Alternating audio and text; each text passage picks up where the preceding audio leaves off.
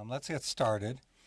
And before we begin this session, I'd like to ask Mike Warden, Director of the Office of Electric, Gas, and Water, to provide a brief update on the recent storms that we're all extremely aware of. Mike? Good morning, Chairman Rhodes, Commissioners. On March 2nd, Winter Storm Riley brought accumulations of heavy, wet snow, over 2 feet in many areas, and high winds that resulted in widespread, extensive damage to utility transmission and distribution systems, resulting in hundreds of thousands of electric outages to much of New York State. 5 days later, on March 7th, Winter Storm Quinn brought more snow and wind to the state, which hindered completion of the remaining additional Riley outages and caused further system damage and customer outages. Statewide, for the two storms combined, there were a total of approximately 590,000 customer outages. The longest of these outages lasted up to 10 days in Westchester and Sullivan counties. As you know, if you're in the capital region, on Tuesday and Wednesday of this week, Winter Storm Skylar, the third nor'easter in 11 days, impacted the states, but thankfully did not cause significant or prolonged outages. Just to give you a sense of the footprint for Riley, it affected all utilities in New York State, caused extensive damage to electric utility infrastructure, including hundreds of broken poles, heavy damage in remote, hard-to-reach locations, and numerous road closures. The governor declared states of emergency in Dutchess, Putnam, Sullivan, and Westchester counties on March 4th, where approximately 75% of the outages occurred. Quinn happened as restoration was nearing completion for the Riley storm outages and mostly affected Hudson Valley and Long Island areas. So it affected, in large part, the same footprint that was still out from Storm Riley. Peak statewide outages, for Riley were approximately 424,000 customers, and for Quinn was approximately 193,000 customers. So the 193,000, not to get into too deep into numbers, included about 26,000 that were still out from Riley. So as we moved forward, we had to continue to monitor the restoration for Riley, those customers that have been out the longest, with the new customer outages that came along. New York utilities have approximately 3,600 FTEs dedicated to restorations throughout the state. These FTEs represent linemen, tree trimmers, and servicemen, the people that actually are on the street doing the work. During restoration, that number rose to about 4,900 FTEs, and continuing on through Quinn, it actually got up to approximately 5,400 FTEs on the street doing restoration activities. These numbers include about 1,400 out-of-state line and tree workers from places including Michigan, Texas, Ohio, Missouri, North Carolina, Louisiana, Iowa, Wisconsin, Vermont, Connecticut, Maine, Quebec, and Ontario. So as you can see, it was a widespread request for resources. We got a lot of resources from a lot of areas.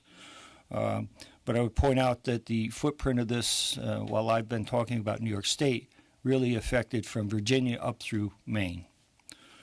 For mutual assistance, utilities in New York State belong to the North Atlantic Mutual Assistance Group, or NAMEG as it's referred to.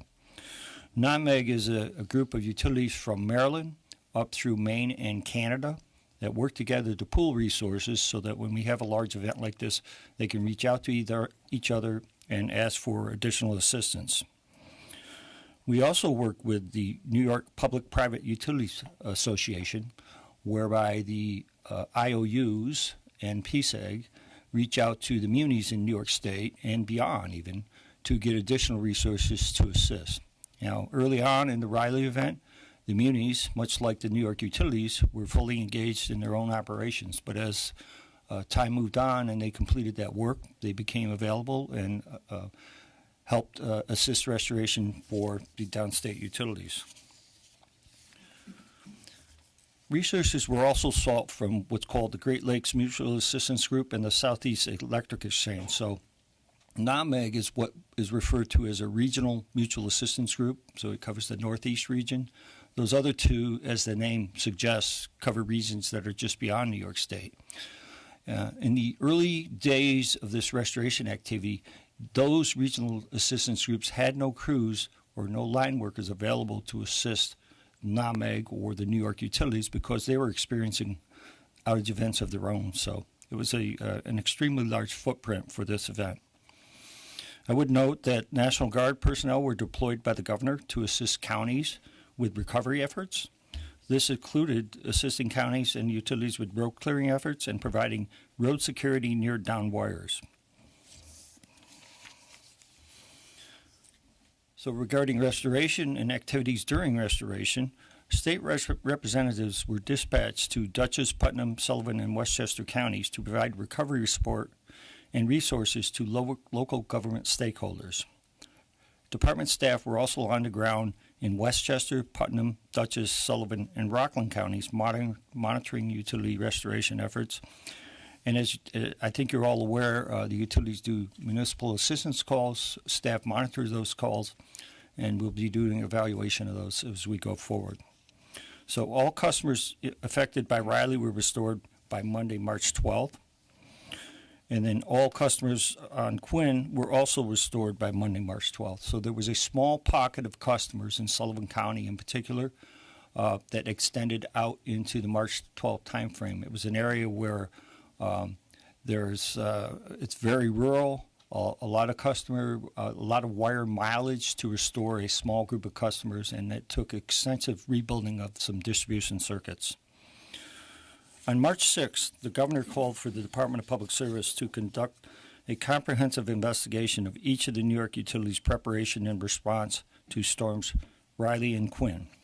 To that end, Chair Rhodes, as CEO of the department, sent letters to the CEOs of the New York utilities yesterday, advising them that the department had commenced its investigation under matter number 1800618. The utilities must also file their full performance assessment reports as required by Commission Rule 16 NYCRR Part 105. Those reports have to be filed within 60 days. The letter also directed the utilities to file emergency response scorecard reports in 30 days in accordance with the Commission order in case 13E0140. I would note that there was a wide range of performance amongst the utilities, with some utilities providing accurate ETRs and relatively timely restoration, while other utilities lag. We will, of course, review the factors that led to the different experiences by utility.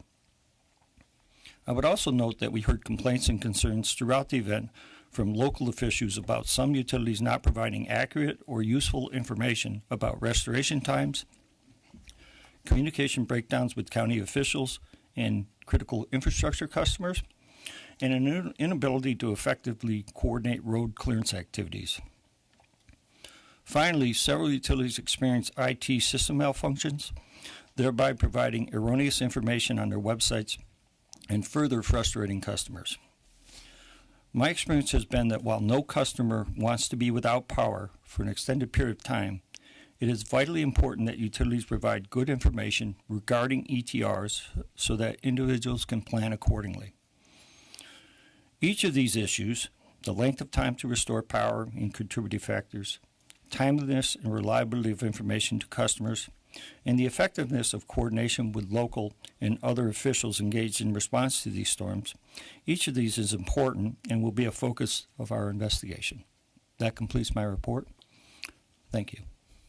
Thank you, Mike. We'll expect to hear more about this storm and our understanding of what took place as your investigation moves forward. Thank you again. With that, I'd like to call the session, this session of the Public Service Commission to order. Secretary Burgess, are there any changes to the final agenda? Good morning, Chair and Commissioners. There are no changes to this morning's agenda. Thank you. So with that, let's begin with item 201, case 17E0238 et al., which is a petition by Niagara Mohawk Power to increase delivery rates presented by Jim Costello, Administrative Law Judge, Dakin LeCakes, Administrative Law Judge, Tammy Mitchell, Dakin LeCake's Tammy Mitchell, Deputy Director for Electric, and Denise Gerpsch, Chief Office of Accounting, Audits, and Finance, are available for questions. Jim, please begin. Good morning, Chair Rhodes and Commissioners. You have before you a draft order proposing adoption of the terms of a joint proposal that would establish a 3-year rate plan for Niagara Mohawk's electric and gas businesses. The proposed rate plan would run from April 1st, 2018 through March 31st, 2021. In evaluating the terms of a joint proposal, the Commission must determine whether the joint proposal considered as a whole produces a result that is in the public interest. In doing that, the Commission considers whether the terms of the joint proposal are consistent with the environmental, social, and economic policies of the Commission and the state, whether they produce results within the range of outcomes that might result if the issues in the case were fully litigated, and whether they appropriately balance the interests of the utilities, ratepayers, and investors, and the long-term viability of the utility. The Commission also looks at whether the record is complete and the extent to which the settlement is contested. Here, the parties had full notice and opportunity to make their views known in both the litigated and settlement tracks of the proceeding, and we have a full record with testimony and exhibits submitted by various parties. The joint proposal was entered into on January 19th, 2018 by 19 parties with varied interests, including the company, trial staff of the Department of Public Service, representatives of large commercial customers, environmental groups, and labor, and the 3 largest cities in the company's service territory. Statements in opposition to the joint proposal were filed by a small number of parties and were limited to discrete areas. Based upon the testimony filed by the parties, the terms of the proposed rate plan could reasonably have been expected to result from the parties' litigated positions. The draft order before you provides the company with revenues needed for the company to maintain and upgrade its electric and gas infrastructure and information systems, fund additional energy efficiency expenses, and significantly expand its low-income customer discount programs.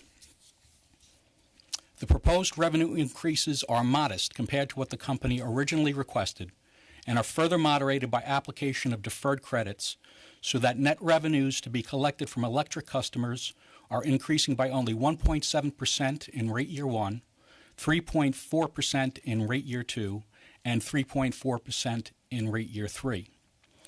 Net revenues to be collected from gas customers are increasing by only 2.4% in rate year 1, 3.5% in rate year 2, and 3.5% in rate year 3.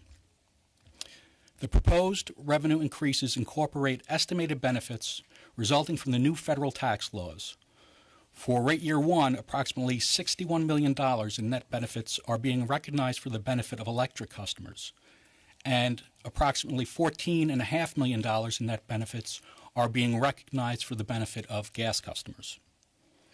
The draft order contains provision to ensure that all of the actual benefits resulting from the tax changes will be calculated at a later date and used for the benefit of ratepayers. The draft order establishes rates based on a return on equity of 9% and a 48% common equity ratio.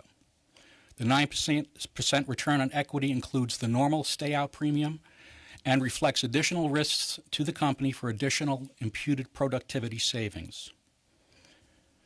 The proposed order before you resolves several contested issues and 2 cases that predate the rate filings by establishing a new electric deferral credit of $44.9 million and a new gas deferral credit of $28.4 million. And the company will reduce by $7 million the level of its pension internal reserve.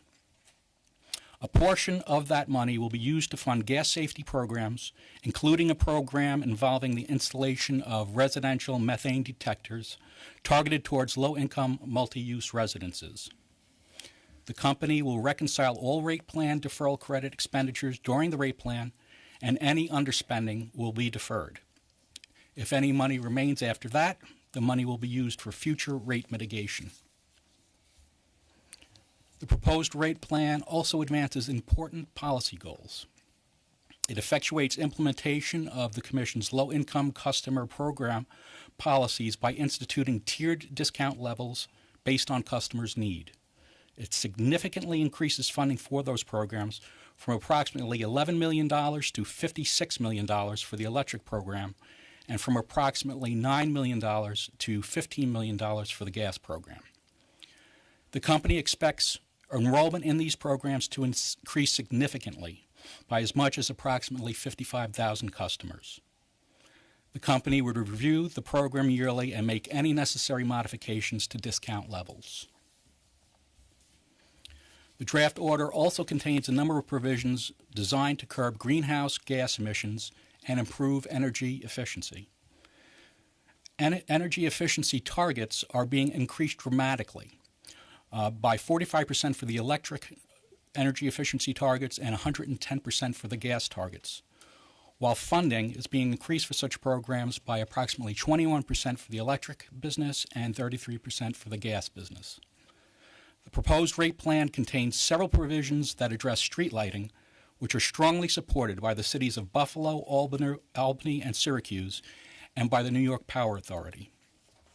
Resolving a long-standing issue on costs, the company agrees to sell street lighting assets at their net book value to any municipal customer that agrees to purchase all street light assets within the municipality's taxing jurisdiction. The proposed rate plan also provides for an annual rate allowance of $1.6 million to support energy efficiency conversions of both company-owned and municipally owned streetlights to light-emitting diode luminaires. In addition, the proposed rate plan provides for incentives for the company to seek out non-wires alternatives that would have environmental benefits while resulting in cost savings for customers. The proposed rate plan establishes earning adjustment mechanisms related to energy efficiency, system efficiency, and beneficial electrification.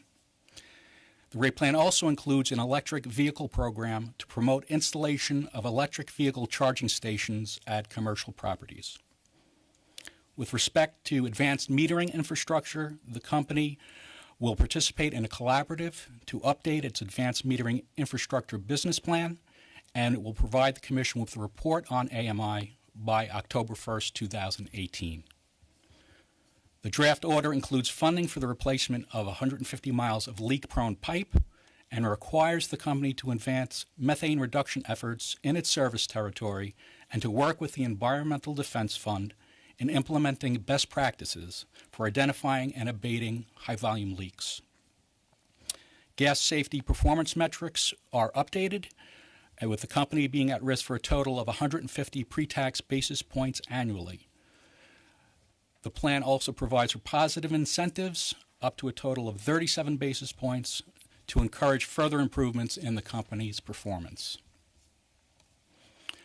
The draft order includes several provisions that benefit customers, including an annual termination and uncollectible expense metric, an electronic deferred payment. It provides for electronic deferred payment agreements, enhanced customer service messaging to ensure that customers know their options if they are behind on their utility bills, updated training materials for customer service representatives, and offers to customers of written confirmation of non-deferred payment collection agreements. Customers currently pay a per-transaction fee when they pay their bills at authorized walk-in payment locations. Under the proposed rate plan, those fees will be included in rates to cover the cost of the per-transaction fee for such customers. The annual rate allowance proposed for those fees is approximately $1.5 million, which is subject to full reconciliation each rate year. The proposed rate plan would update existing customer service metrics to make the metric regarding the rate of Public Service Commission complaints more strict. The total negative revenue adjustments to which Niagara Mohawk would be exposed for the customer service measures would remain at $19.8 million each rate year. Customer charges for residential electric and gas customers would remain at current levels. The customer charge issue is being addressed in a department-led rate design working group. The draft order also includes several provisions to protect ratepayers. Ratepayers are protected by an earnings sharing threshold, which is triggered once the company's actual return on equity exceeds 9.5%. They are also protected by a downward-only true-up for the carrying costs associated with under-target plant in service.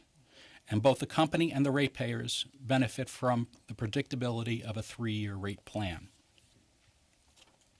Finally, the proposed rate plan recognizes that the Commission has ongoing policy proceedings, and nothing in the rate plan prevents the Commission from making changes to the rate plan based on those proceedings. Viewed as a whole, the provisions of the proposed rate plan are in the public interest, and we recommend that they be adopted without modification. This concludes my presentation. Advisory staff, Judge LeCakes, and I are available for any questions you may have. Thank you, Jim. I find this is a much improved plan over what was initially submitted, and there's much to like here. I think the reduction in rate increases is important, benefit to consumers. I think the affordability policy as implemented in the plan is an important step forward. I find the cost effectiveness generally of the plan is good. I like the prudence on the approach to advanced metering infrastructure. I heartily endorse the gas safety focus. I approve of the emphasis on energy efficiency as an effective resource.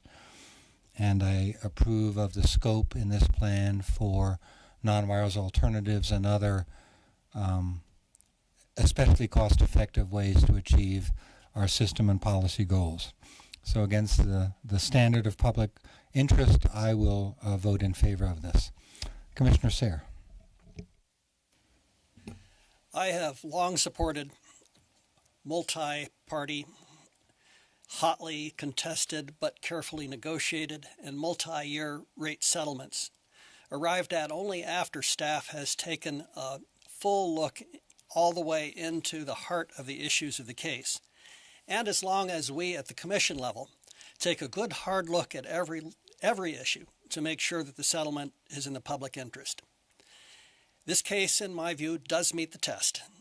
I'm particularly pleased by the full implementation of our low-income policy and by the improvements to gas safety and methane emission detection and reduction. I support the item. Thank you. Commissioner Berman. Thank you. I have been very focused on looking at the entire record and trying to grapple with if this is in the best interest of the ratepayers. I do think that overall there are some positives within the the joint proposal, and I do think that as a whole it is in the best interest of the ratepayers. From a legal standard, I did ask our counsel what the parameters were so that we were all on the same page for the review process from the legal standard of the rate cases in terms of making sure that we were carefully reviewing it. And from the utility service obligation, the first prong really is the utilities must provide service that is safe and adequate and is in all respects just and reasonable. And does this do that? And I think it does. The second, from the revenue requirement, all utility charges must be just and reasonable and not more than allowed by law or by order of the Commission. And I think that does that. And then the third, all utilities must charge and provide to similarly situated customers the same charge for the same service without any undue or unreasonable preference or advantage or any undue or unreasonable prejudice or disadvantage. What gave me pause in reviewing this, frankly, was the concern I had that from the joint proposal in that this was really the first rate case that had taken a very broad degree of looking at the open rev proceedings and saying that to the extent that there are these open rev proceedings that may impact, we're not going to resolve in our joint proposal those outstanding issues, and recognizing that those outstanding issues will be decided later. Not necessarily saying we're not deciding them here, but that we're agreeing that they're important, and we're resolving and we're coming together and we put it into the order. And so that open-endedness caused me to have concern, because I was fearful that that open-endedness might, in fact, trip us up from the perspective that now we have in order a sort of outstanding potential major rate case that, from a National Grid footprint, makes us have to look at what that means from all of our different open proceedings, and might not only procedurally cause us problems, but might not have necessarily the right parties in the room, or might actually not have had the right parties in the room with the joint proposal. And so I found myself really spinning myself up into a frenzy of trying to figure out what the right situation was, and coming to a difficult time, and then really going back to what the record was, and not having been the person in the room with the parties in the joint proposal, not really having the full breadth of understanding of why they came to the decisions that they did on some of their discussions around the issues that they may have decided to, what I would see as saying okay to, but, right? But we're going to look to that for the next issue. And my worry that maybe they didn't have enough information, or maybe they felt pressure to say okay to, or maybe it was just a recognition that that was important, so they were just putting a placeholder. So all of those things could have been appropriate or inappropriate, depending on the situation. So for me, it was a recognition that really I needed to look at how we're doing rate cases overall. And from a going forward perspective, one of the things that I have struggled with is in all of our rate cases, it really is a case-by-case situation in, do we have the right tools and the resources going into major rate cases? And from a threshold perspective, maybe we need to take a pause before we start and make sure that the staff and the parties have the proper structure and have the proper issues before them, rather than sort of walking into the room somewhat cold, and then sort of whatever parties are in there, they get to sort of define for themselves, maybe properly, maybe improperly, what issues are on the table, and maybe give a little bit more structure to that process. At times, it's helpful, especially if you have adventure hearings that get into more direct testimony before you go into settlement negotiations, that you can really have parties' positions really to have more meat on the bones, for lack of a better phrase, for the ALJs also to see and understand, but also for those parties that go into the settlement discussions to really know where folks are. However, taking a step back on some of the issues that came out through this particular proceeding. I don't know that we would have gotten to some settlement but for the joint proposal. For example, the street lighting in particular, that has been an ongoing debate and an ongoing struggle. And so the resolution that is now at least happening in this rate case is giving somewhat closure to those issues. It doesn't mean that street lighting issues won't continue to be a challenge, and we have to work through that. And that will continue to be, I think, a focus for the commission in general and the state in general that we'll have to grapple with. But at least in my opinion, that was a positive from the settlement discussions, and I'm glad to see that resolution, especially for the communities that have blessed that and supported that, is a positive. And again, I understand that there are also going to be some side issues that we'll have to address and holistically look at. The other issue that I see that is important is the tax law issue.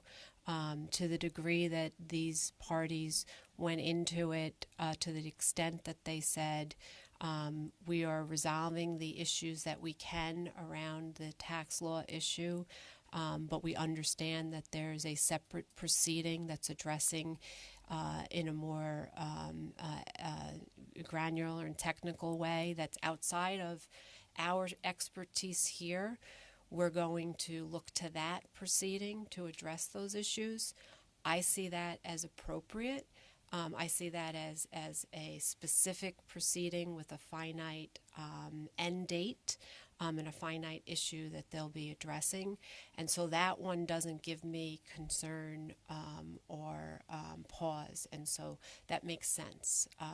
And I know that the staff is working hard on those issues as well as the parties involved in it. And I look forward to the resolution on that. One of the things that I will address is the low-income affordability aspect of this program. As many of you are aware, when we brought forward the generic proceeding on the low-income affordability, I voted no on that. One of my issues with that was that I was concerned not only about the cost aspect of it, but I was also concerned about the accountability aspect and how that would fold into actually what it would mean with actual customers and then into applying it into rate cases. On the positive side, in this rate case, going into this rate case, there was an actual standard for the company and the parties to look at. So while I voted no on the generic proceeding, there was actually something that the company and the party had a standard with to look at and to see and to understand. Now, it was a significant amount of dollars, and so that in and of itself had to be grappled with and dealt with. However, it was something that gave the standard and set the bar for the people, for the parties and folks going into that and the settlement discussions to know and to see and to conceptualize and to work around, and I think that helped. And one of the things for me now, as sitting here, is to see in the implementation of that is the accountability, and to see from where we sit the implementation perspective in the number of customers, how effective is the program, what things need to be done to make changes if if the policies that we've adopted are not working with the company and the customers, so that we are providing the value that was from the front end, the point of the generic proceeding, to give value to putting it into the rate cases from that. For me, when I look at it with the open-endedness of the rate case as it relates to the key initiatives for the other aspects of the initiatives that are other proceedings, whether it's the value D or the energy efficiency or the DSIPs or I say 25, somehow that became the number that we talk about. Maybe I should have said a higher number because, that would be the number. But we'll say 25, the 25 proceedings plus that are out there. What I think is important and what I think the connection is between it in this order and in the proceedings is that the connection that we're showcasing is that we care about the cost effectiveness. So it is not that we're trying to focus on that these are related, and so that our policy objectives have to align with what it means to our role as economic regulators and our role as providing value to the customers and our role as providing safe and reliable service. So to the connection for the parties and the company and to staff, we need to make sure that folks are looking at it in looking forward, so that the takeaway should be that as we move forward in all of these proceedings, we should not shy away from looking very clearly how it will match up to that cost effectiveness and the impact, not just on the policy objectives, but clearly, very concretely, on the rate impacts and the costs impacts on the customers. And if we can tie those together, I think that will help us and not shy away from it. And so it is not just on the obligation of the company, though this order clearly says to the company, please, you must speak. You must very clearly look at that. But it also is an obligation on all of the parties in all of those proceedings and on staff and on the commission to be very mindful of those issues and to try to figure out solutions so that we can work together. And so since it comes from the joint proposal, it's really about us collaborating together. And I think that, to me, is what resonated ultimately with me in being supportive of this and trying to work together in sort of moving the ball forward in a positive way. And the interconnection here in the electric and the gas system working together seamlessly. And so to the extent that all of it is tied together, we cannot look at all of these in silos, and together we need to figure out the solutions because one cannot survive without the other, and we have to figure out how to seamlessly deal with these issues together. So I am supportive, and I thank everyone for their hard work. So thank you. Thank you very much, Commissioner. Thank you very much, Commissioner Berman. Commissioner Lisi. Thank you, Mr. Chairman. Clearly the results of some hard work and dedicated effort.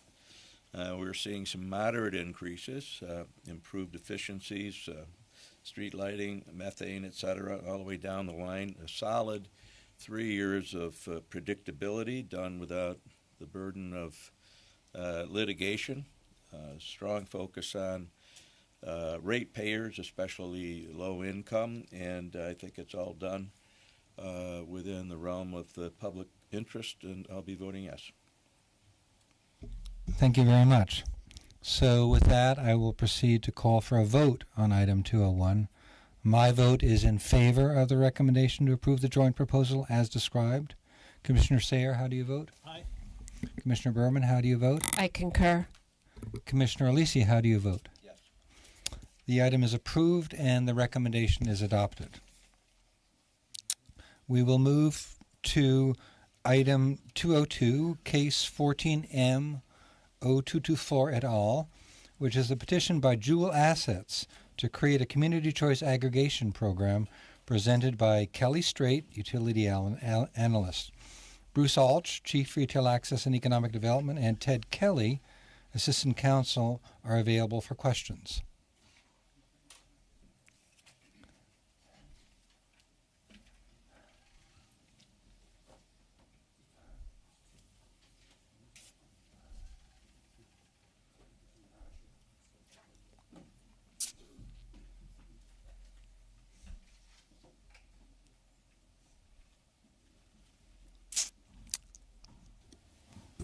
Kelly, please begin. Good morning, Chair Rhodes and Commissioners. Item 202 addresses a petition filed by Jewel Assets to serve as a CCA administrator. This is the third CCA petition to come before the Commission since the Sustainable Westchester pilot and the CCA framework order. By way of background, on April 21st, 2016, the Commission established the framework for the development of CCA programs, which aims to increase consumer choice and participation while also supporting local energy planning and deployment of DERs. The CCA framework order authorized interested municipalities, on their own or through their selected CCA administrator, to make a series of filings, as has been done by Jewel Assets, for Commission consideration. After review, staff finds that with modest modifications, Jewel's proposed CCA program complies with the Commission's framework order and meets the general requirements laid out in the framework order. In addition, Jewel's petition includes some novel requests that have not been proposed or addressed in previous CCA programs. Jewel proposes that CCA customers become Community Distributed Generation CDG members. For example, a member in a community solar project. These members would be enrolled on an opt-out or an opt-up basis as part of their participation in the CCA program. As proposed, the CDG subscription fee will be a percentage of the CDG credit value in that month, such that in any given month, the savings on the customer's utility bill will exceed the CDG subscription fee. Jewel is also proposing a single consolidated bill format that would include the CDG subscription fee along with the CDG credits on the utilities bill. Jewel states that a single bill would present a clear and transparent value proposition to program customers in a familiar format.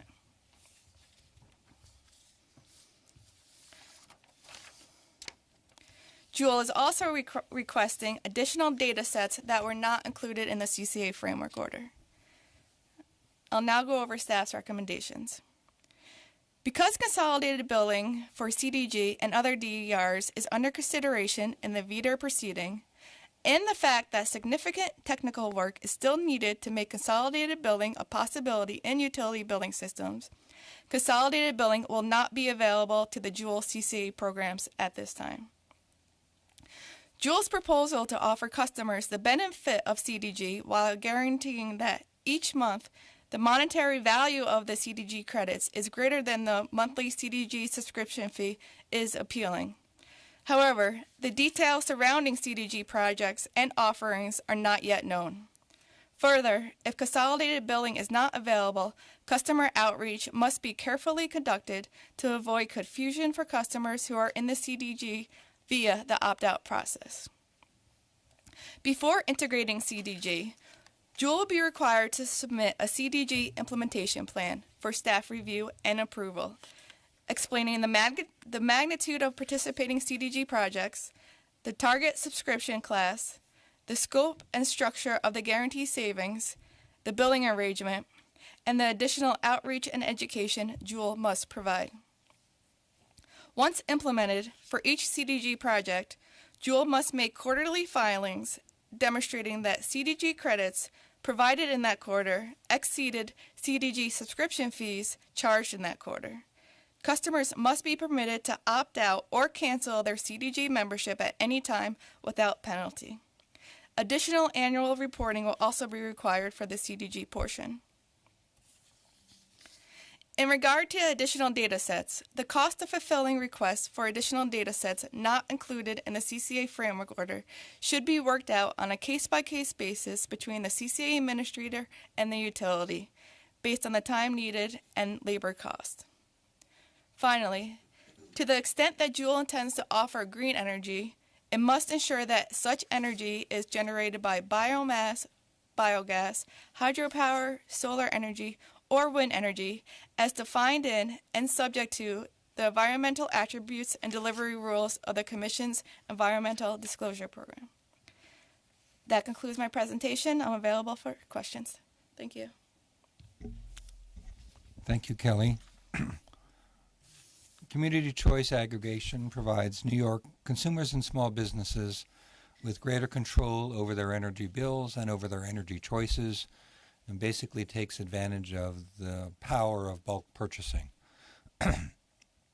This is an arrangement that we've considered in the past. We've evolved,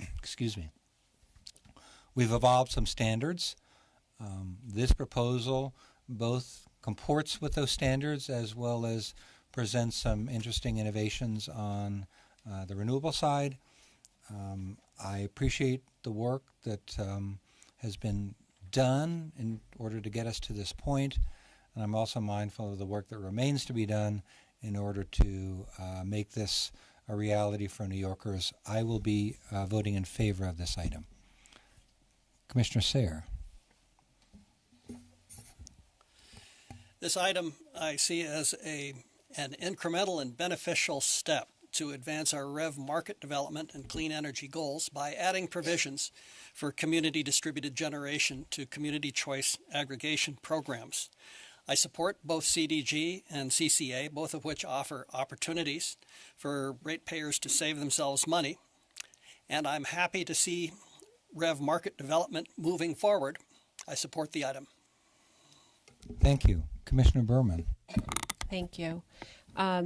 So just a couple of things. The order states that it's important to note that while the municipalities can outsource requirements to vendors, that the municipality is ultimately the one responsible for ensuring its compliance with all portions of the commission orders. It's very important to me that we make sure that we are working very carefully with the municipalities because that aspect of that can be difficult, especially if we're putting an obligation on the municipalities, and there's a lot of things that can trip up the municipality in this, especially working with a number of folks. So I just really want to be very careful in that and the rollout of this community choice aggregation in a careful rollout can be a really good thing, but we really need to be, as Kelly, as the report that you helped work on laid out. There are a number of different challenges as well as opportunities, and so I just really want to be extra careful on that.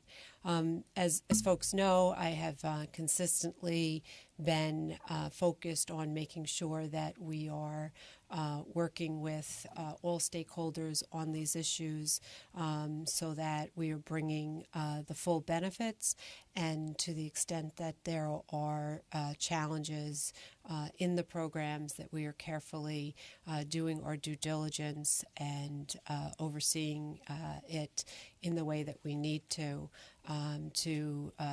have corrective actions as appropriate. As we move forward, there are a number of community choice aggregation programs already outstanding that are coming up for review after the 2-year pilots are about to end. And we need to do a critical review that is not focused on anything but a true analysis and review that gives us information that is helpful to the parties that are involved in it, but also to the greater statewide audience that may benefit from that critical review, the positive as well as lessons that can be learned for things that might be able to be changed. It's not a one-size-fits-all. Everyone's going to have to make their own decisions on it. So I want us to really do that, and also focus on when it might be appropriate for the state to sort of start removing itself from what I see as maybe getting out of the business of marketing of it, and maybe in more allowing the community choice aggregators themselves to take on more of the role of stepping in as appropriate. So as it starts to develop in a more concrete way, we don't necessarily need to expend as much energy on that aspect of it, and rather more on the oversight role that is maybe more appropriate, and more resources devoted at the department rather than maybe at some of our sister agencies. I'd like to focus on that. So that's all. Thanks. Thank you very much. Commissioner Alisi. I can be succinct on this one. I think that this will just enhance our efforts as we transition to renewable and clean energy, and I'll be voting yes. Thank you. I will now proceed to call for a vote on item 202. My vote is in favor of the recommendation to approve Jewel Asset Inc.'s Community Choice Aggregation Implementation Plan and Data Protection Plan as described. Commissioner Sayre, how do you vote? Aye. Commissioner Berman, how do you vote? I concur. Commissioner Alisi, how do you vote? Yes. The item is approved and the recommendation is adopted. We move now to item 203, case 15M 0252, which is the proposed 2019-2020 budgets and targets for utility energy efficiency programs, presented by Peggy Neville, Deputy Director, Office of Clean Energy, Ted Kelly, Assistant Counsel, and Kevin Manns, Chief Utility Energy Efficiency and Demand Response Programs, are available for questions.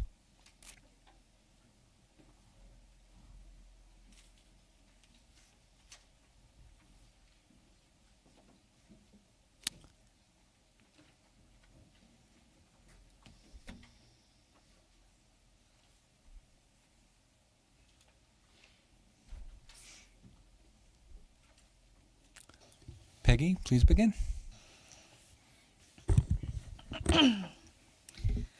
Good morning, Chair Rhodes and Commissioners.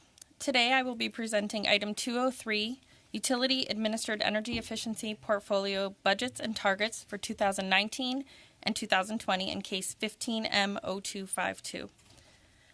On June 1st, 2017, the major gas and electric utilities filed budget and metric plans proposing budgets and metrics for calendar years 2019 and 2020 for their electric and gas energy efficiency portfolios. They also filed companion documents, the Energy Efficiency Transition Implementation Plans, referred to as ETIPs, on June 1st and revised on December 22nd, 2017. The ETIPs provide additional information regarding the initiatives that make up each of their respective portfolios. The draft item before you establishes budgets and targets for all utilities with the exception of Niagara Mohawk. Niagara Mohawk's energy efficiency budgets and targets are being authorized in the Niagara Mohawk rate order as presented earlier in this session. With regard to all other utilities, all with the exception of National Fuel proposed flat funding for 2019 and 2020 as compared to their currently authorized annual budgets. National Fuel proposed a decrease in their annual budget. All utilities, with the exception of Central Hudson and National Fuel, propose flat targets as compared to their currently authorized targets. Central Hudson proposed a reduction, and National Fuel proposed an increase in their energy savings targets. Staff recommends the Commission reject Central Hudson's proposal for reduced targets and National Fuel's proposal for reduced budgets. Staff recommends the Commission approve National Fuel's proposal for an increased target and establish flat budgets and targets for all other utilities as compared to their currently authorized levels. Collectively, the recommended annual budgets total $128.5 million in electric funds and $50.6 million in gas funds, with corresponding gross first-year annual targets of approximately 353,000 megawatt hours and 1.4 million MMBTU. Approval of these budgets and targets today will provide certainty to the utilities, energy service providers, and other market actors as to base level of program activity for 2019 and 2020. In addition to the approval of budgets and targets, the draft item includes directional guidance related to a number of other elements of the utility's current and future energy efficiency initiatives. These elements include transitioning of utility energy efficiency funding to base rates, clarification of funding cycles and reconciliation and reporting processes, an increased emphasis on verified gross energy savings, a more nimble approach to stakeholder and market engagement, as well as improvements to the maintenance and implementation of the Technical Resource Manual and consistent application and presentation of the benefit cost analyses across the utilities. This concludes my remark. We on the team here are all happy to answer any questions that you may have. Thank you, Peggy. I find that this item is well done and timely. I think the timing is right. There's a need with these programs to maintain stability and clarity for all actors as the state considers potentially new directions for energy efficiency. This achieves this in a pragmatic and prudent way. I will be voting to support in favor of this item. Commissioner Sayre. I'm also in favor of the item. It implements our policy to hold ratepayer contributions steady, and it pushes the utilities and the parties toward further energy efficiency improvements through the use of incentives in rate cases, which I think is a more efficient way of getting the utility behavior and the programs that we need. Thank you, Commissioner Sayre. Commissioner Berman. Thank you.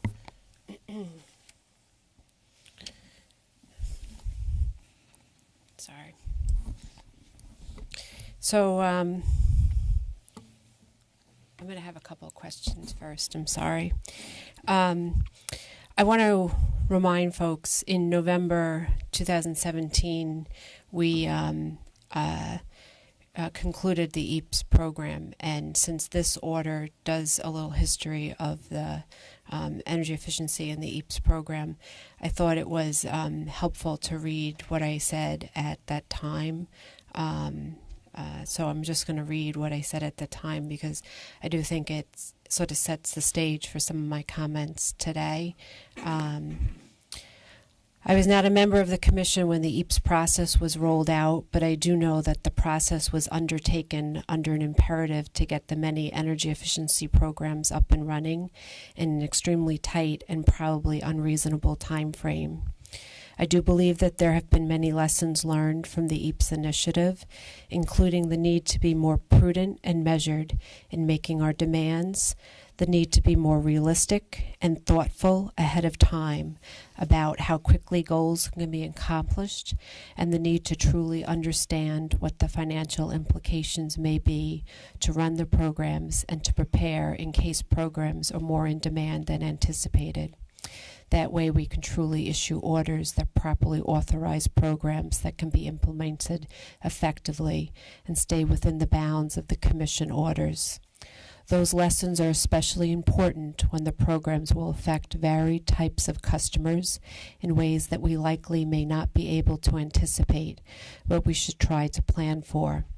So while there are some successes in the EAPS program, and I do acknowledge that that is from the hard work of many of the utilities and the commission staff, Colleen and her folks have spent an enormous time, and I do think that we need to recognize there were many flaws and there were many trip-ups along the way. When the Commission issues an order establishing a maximum budget for a program, the utility or other entities responsible for administering that program, including NYSERDA, needs to respect the Commission order. I do have a concern when we overspend doing retroactive authorizations. It does not go unnoticed. I was not here when major reauthorizations, retroactive authorizations of overspending was done, and I was not here. That goes into something else, I'm sorry. Bottom line, I think going forward, we want to ensure that we as a commission, again, properly set goals, targets, timing, and funding in our orders that account for the real-life design and implementation of programs. We need to do a better job at the front end when we establish programs, rather than, as in this case with EAPS, the commission in furtherance of its energy efficiency policy objectives, inappropriately rushed through and rolled out a flawed EAPS programs. And while we did make course corrections, we didn't necessarily do it without significant delay, and we didn't do it fast enough. We owe it to the ratepayers to get it right at the outset, and I'd like to make sure that we take careful note of the lessons from EAPS and we do a better job continually and not just say it's behind us. We must make sure we continually take note of the lessons learned, the good, the bad, and the ugly. So I say that because that was in November of 2017. I do think that this order, and since November 2017, and frankly, as a credit to Chair Rhodes, I do think that there has been an ongoing effort to try to figure out a way to be carefully focused on taking ownership of some ways that we can do a better job and work in prudently laying out the next steps and taking into consideration how we move forward. I think that we are trying to look at the rollout and carefully figure out what we're doing in a careful and thoughtful way. I am a little concerned in this order in that we are rushing through right now, putting into place budget targets here that I'm not sure exactly why at this today, and really it's a question, why now? The order doesn't really explain why, except to the extent that we want to tee it up for the energy efficiency targets for Earth Day, and that's going to be in the staff white paper. And I'm trying to figure out what the rationale is that makes us have to do it for the staff white paper that locks us in setting it in this order, rather than helping formulate some concepts that will perhaps give us food for thought to be sapid for people to give us comments rather than locking us in. So it's really a question for why now. Sure, I can address that. So I would kind of put this in the category, as you suggested, some of the lessons learned from the EAPS era. In a couple of instances during EAPS, we had what we called the cliff year, where we didn't take authorization for the next phase of funding until very late in the calendar year before the next program was supposed to start. We heard very loud and clear from both utilities as well as, in my opinion, almost more importantly, market actors, energy service providers. These programs don't just turn on a dime. There's a lot of planning that goes into them. There's marketing material. There's kind of getting the whole machine up and running. And so what we were trying to do is prevent those types of cliff years going forward with how we moved into the ETIP phase. So in this particular order, as you mentioned, the energy efficiency proposal that the staff is working with NYSERDA on, that will be issued and that will go through its formal process of SAPA comments and ultimately an order on the other end.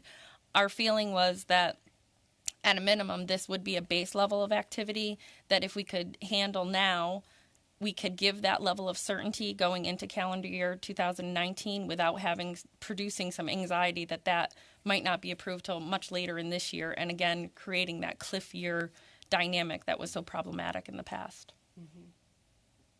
Okay. Okay, great. Thank you. That is helpful. The other question I have, and really it's just questions to help elicit for me the whys.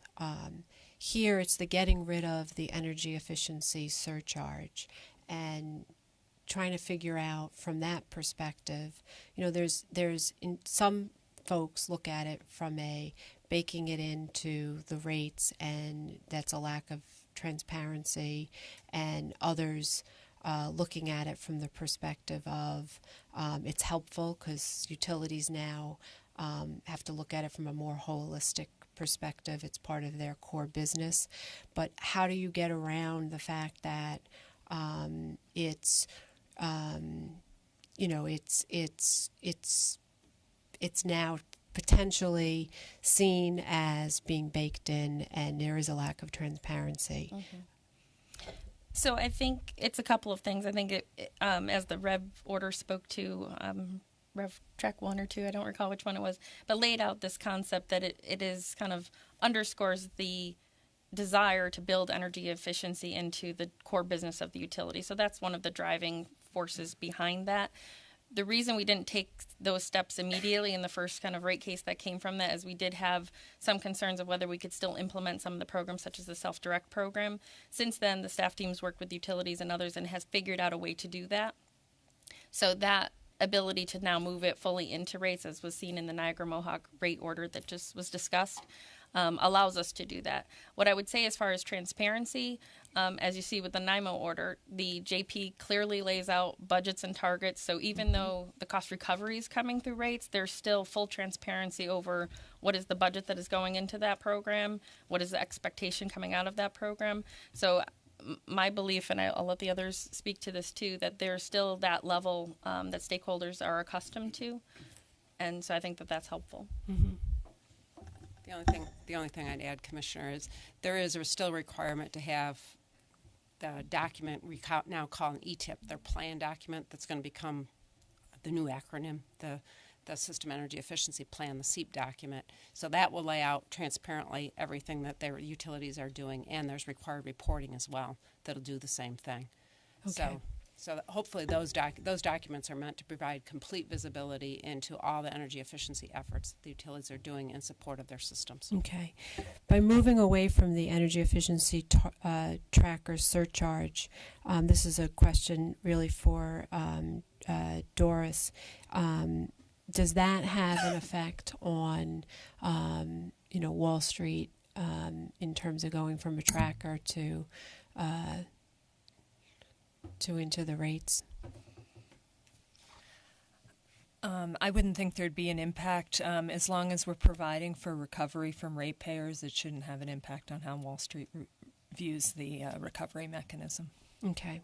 All right. Thanks. The other question I have really, and Peggy, you mentioned the self-direct program. I was really disappointed with the order in that it seemed like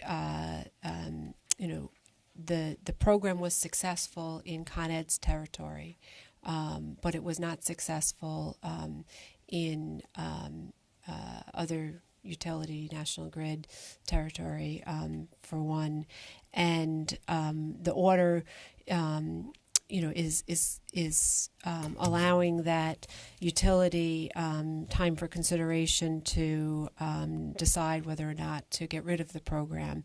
And so for me, being disappointed, frankly, in the uptick of that program, especially because I think it gets to the heart of, for those folks who and customers who would like to take advantage of the self-direct program, primarily the businesses who would feel that it's unfair to have the energy efficiency in the baked into the rates.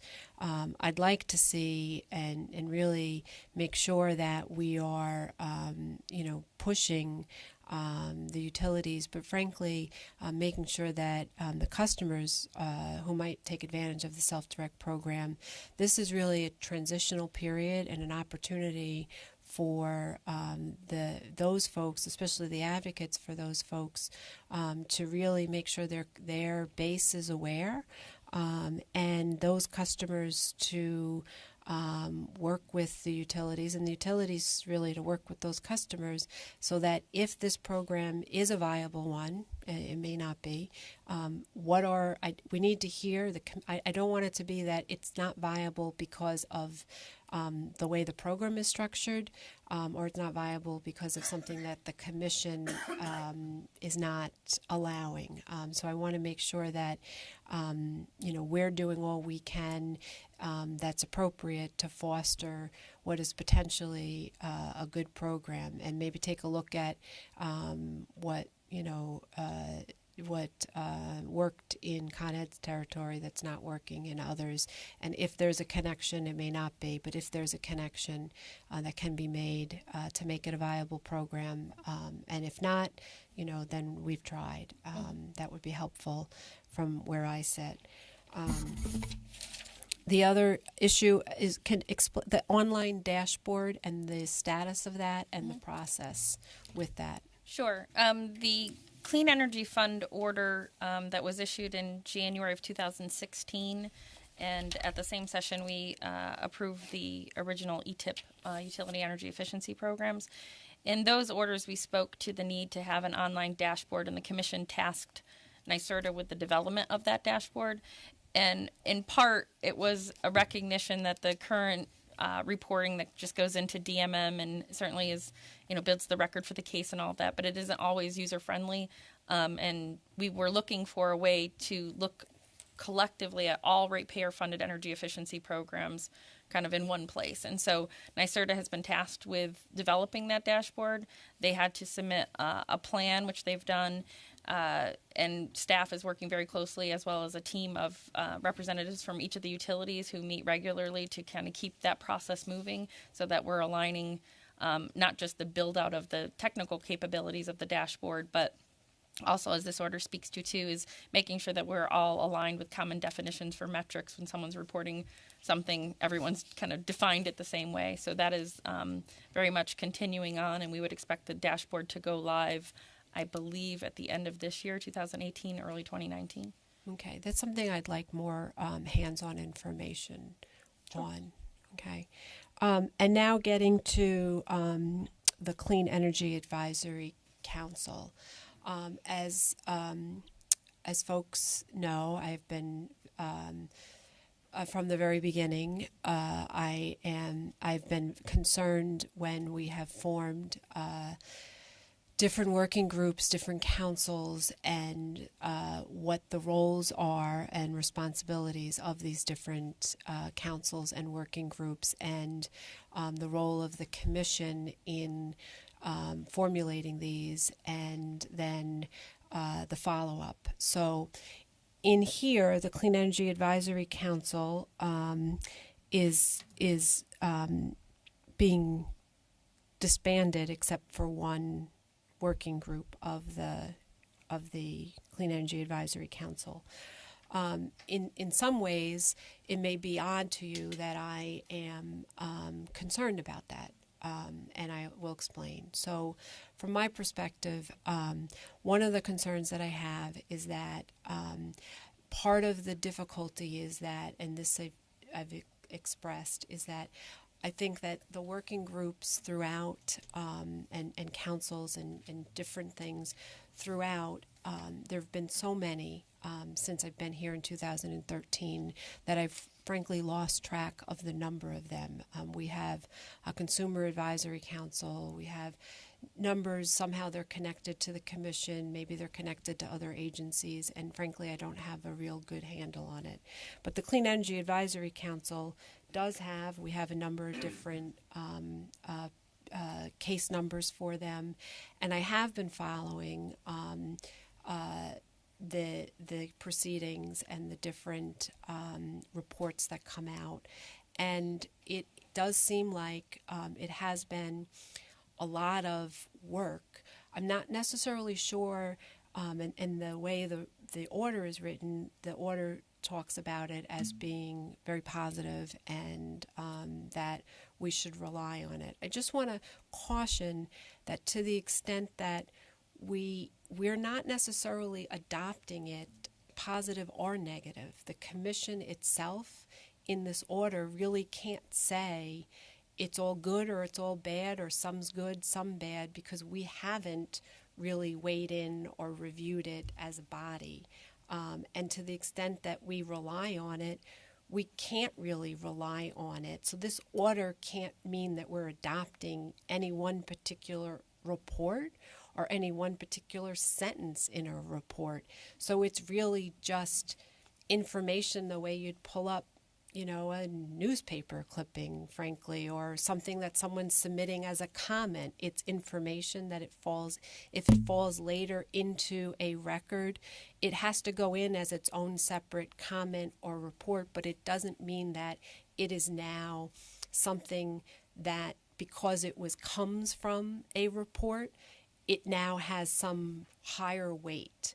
So I just need to raise that for at least where I see it and feel.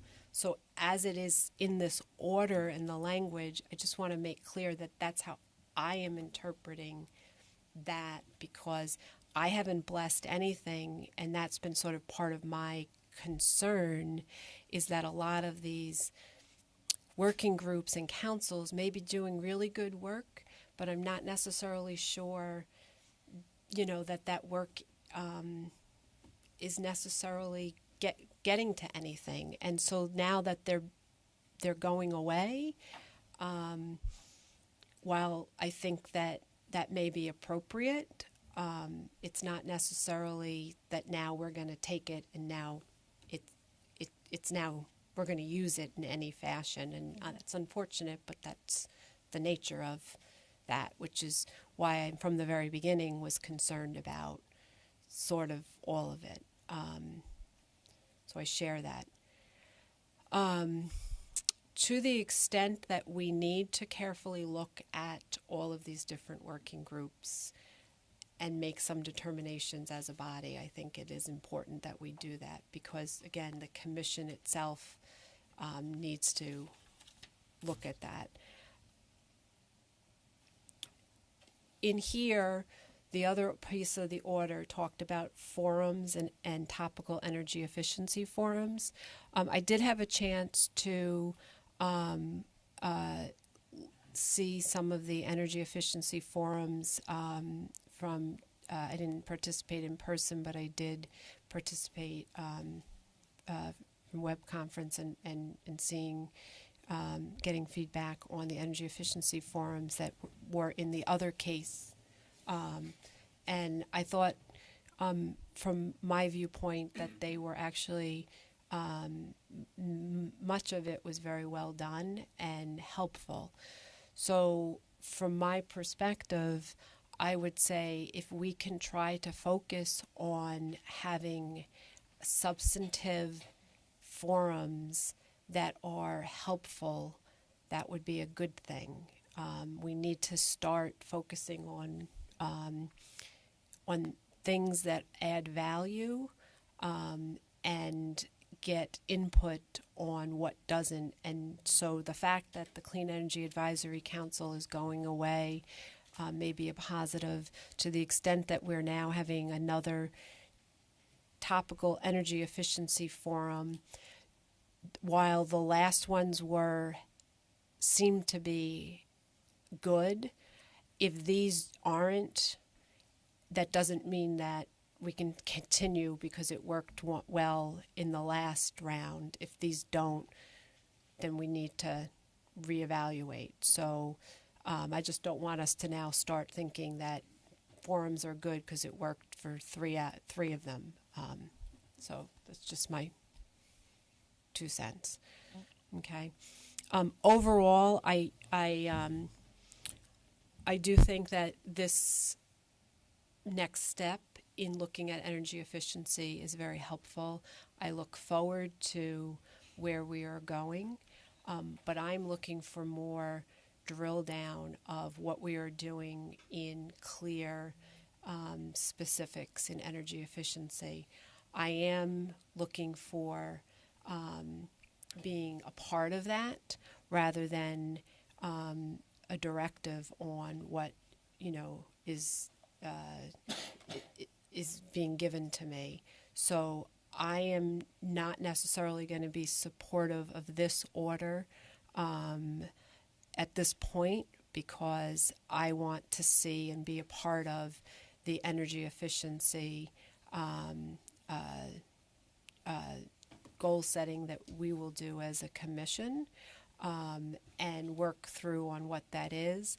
Since this came out of the state of the state, it also is a part of sort of also going through the budget process as well. So since for me we still have more opportunity, I'm not sure that we need to do it at this session.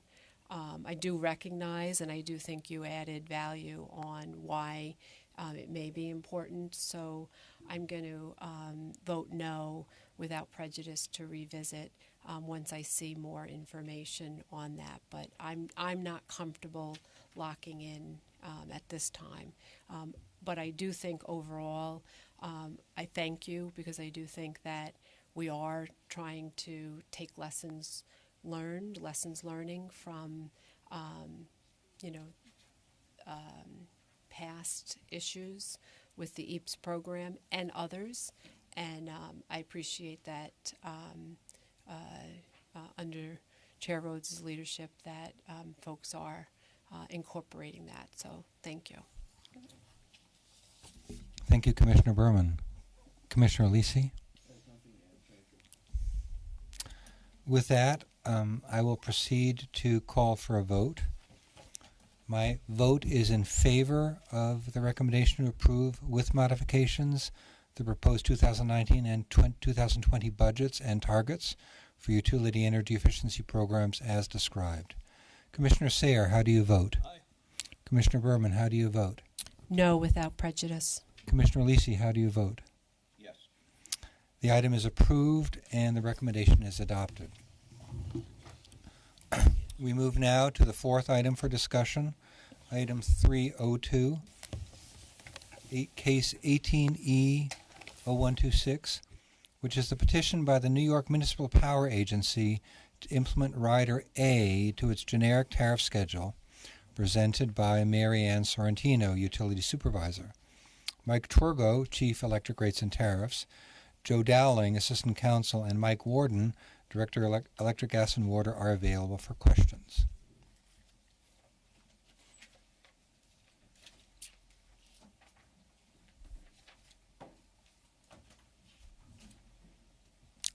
Mary Ann, please begin.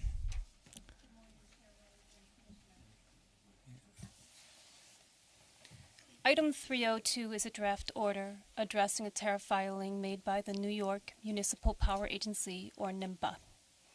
NYMPA is an organization of 36 municipal utility members.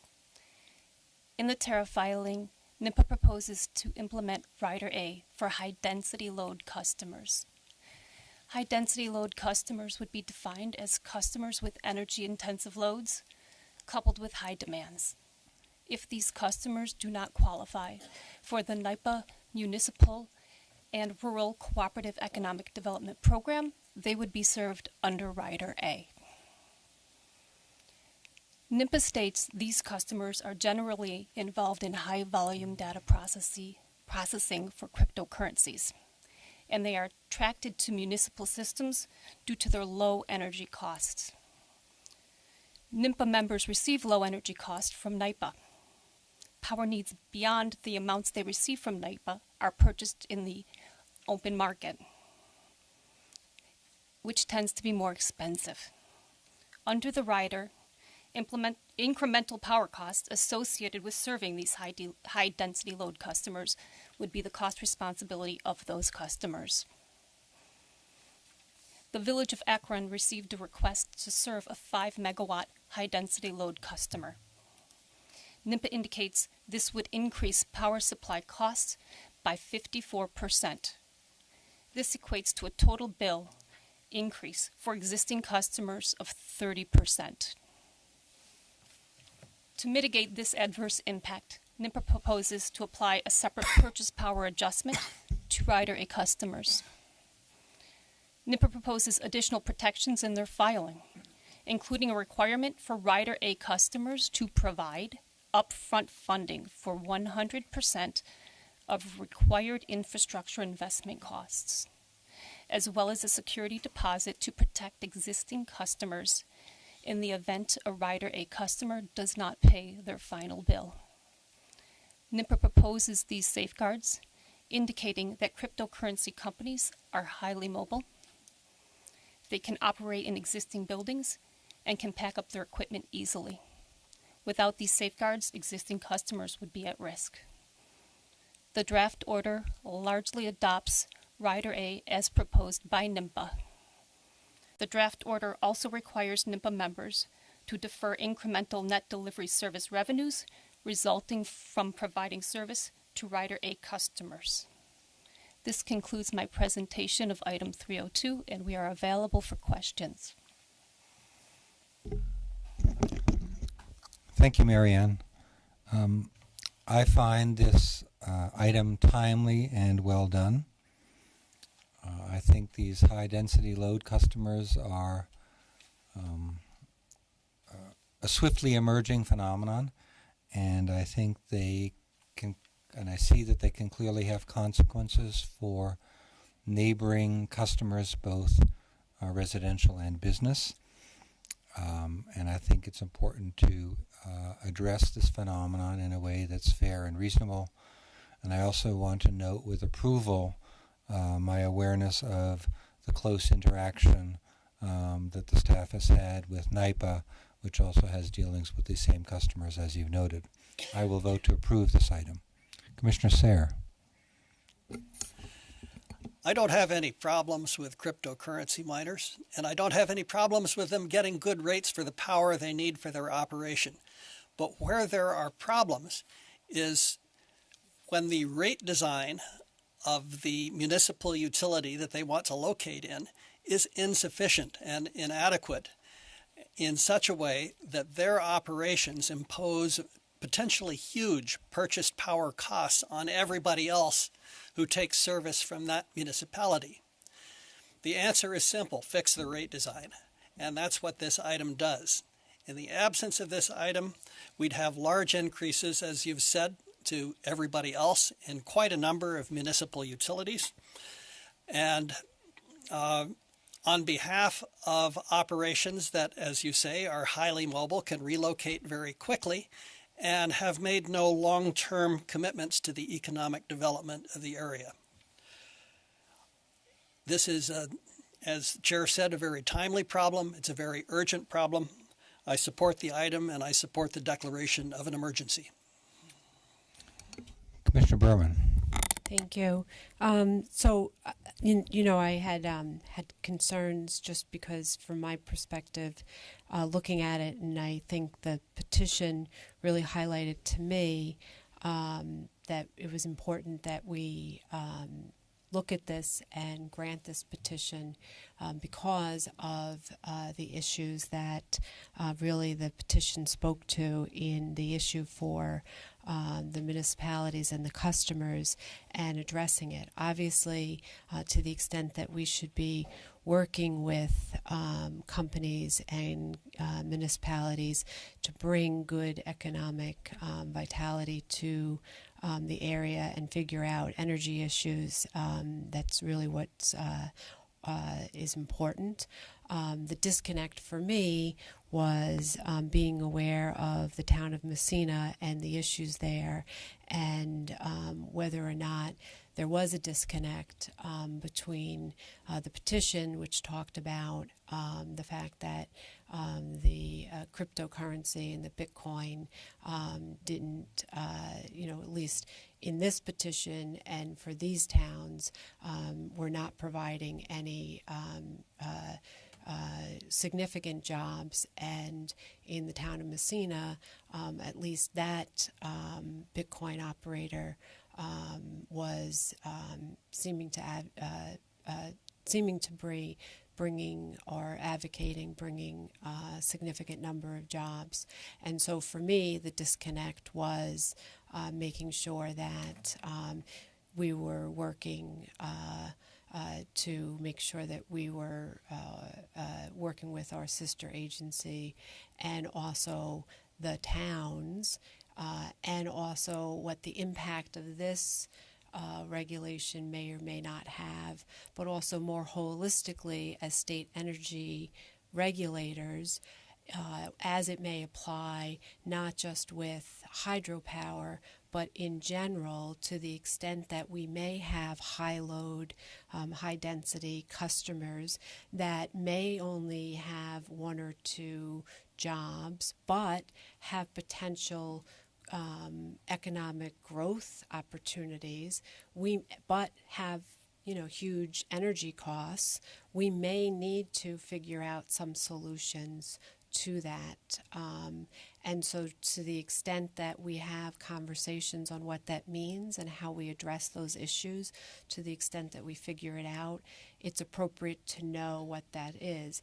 Obviously, in this case, it was a very discrete issue with the hydropower and the Bitcoin operator, and we're all still struggling with the terminology, and but we really wanted to flag the, making sure that we were doing the right thing and understood that the petition was correct in terms of the job issue as well as the hydropower issue, and making sure that this would not have a negative impact for the town of Messina and any other towns that might be experiencing it, so that these operators didn't necessarily then go to other towns.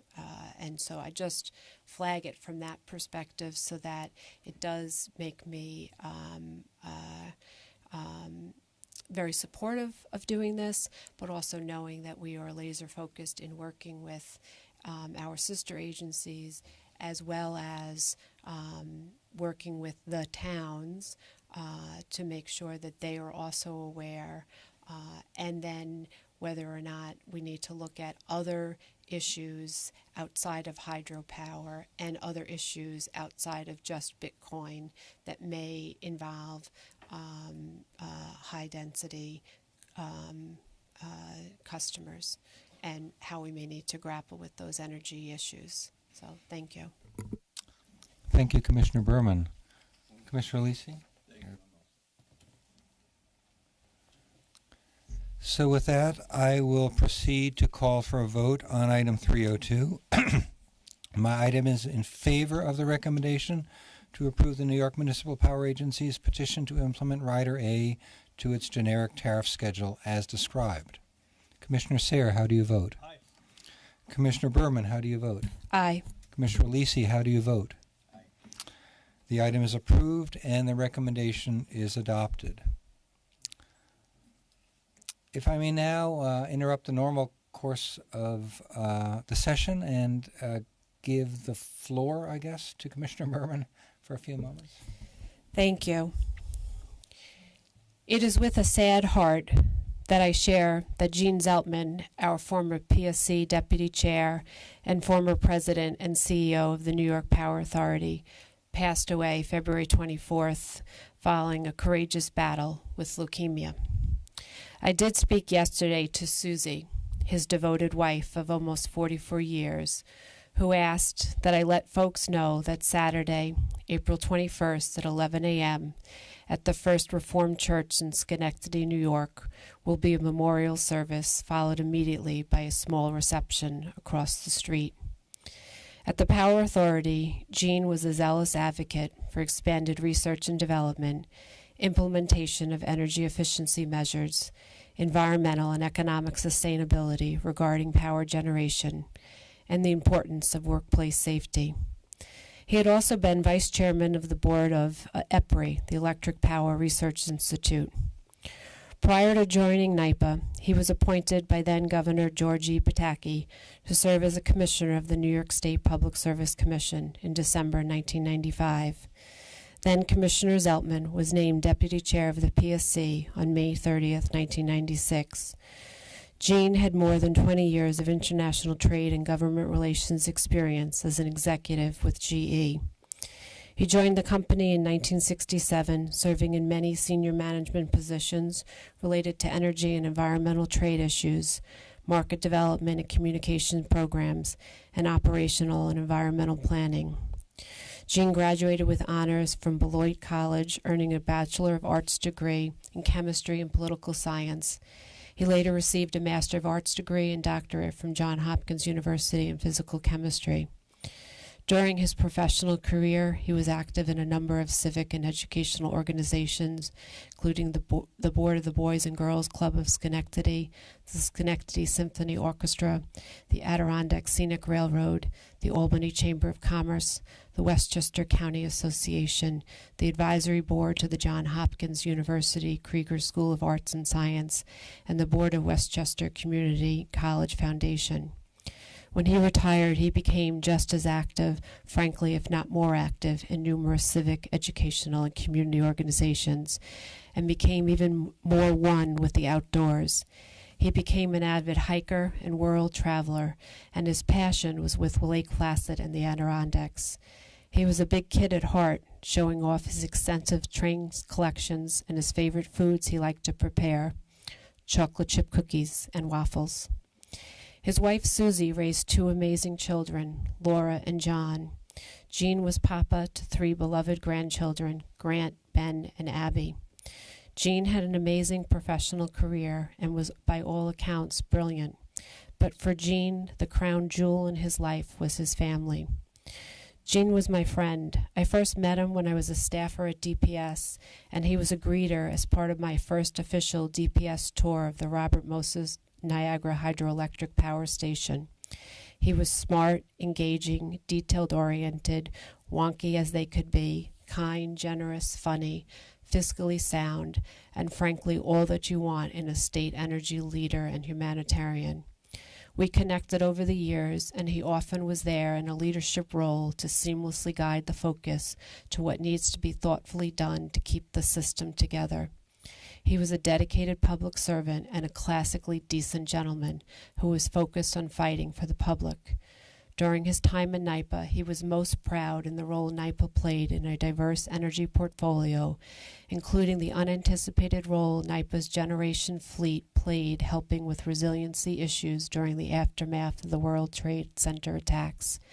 His focus at NYPA was striving to deliver essential and reliable energy service to the people of New York in an environmentally responsible way. As I said, Gene was a vigorous supporter of workplace safety and the valuable role and talents the energy workforce plays. I think for those of us fortunate enough to have known him, the words he often said to staff, whether at DPS or NYPA, are as true today as they were then and fitting to close with.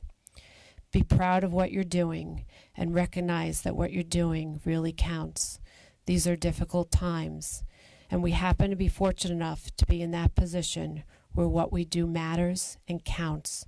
It's terribly important, even more so than before, that we keep this energy flowing, keep it flowing at low prices, and we keep it flowing in the most reliable way we know possible. Gene, you're missed, and we thank you for your service. Thank you.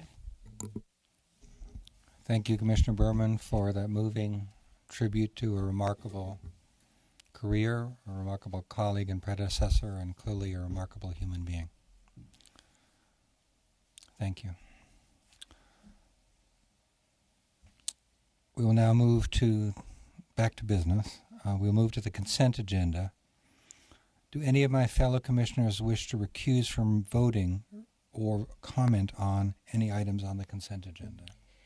I'm going to be on 261, 262, 263, and 264, voting no on those items. Thank you. With that notification, I will now call for a vote. My vote is in favor of the recommendations on the consent agenda. Commissioner Sayer, how do you vote? Aye. Commissioner Berman, how do you vote? Yes. Yes, but no. I understand. Commissioner Lisi, how do you vote? Yes. The items are approved and the recommendations are adopted. Secretary Burgess, is there anything further to come before us today?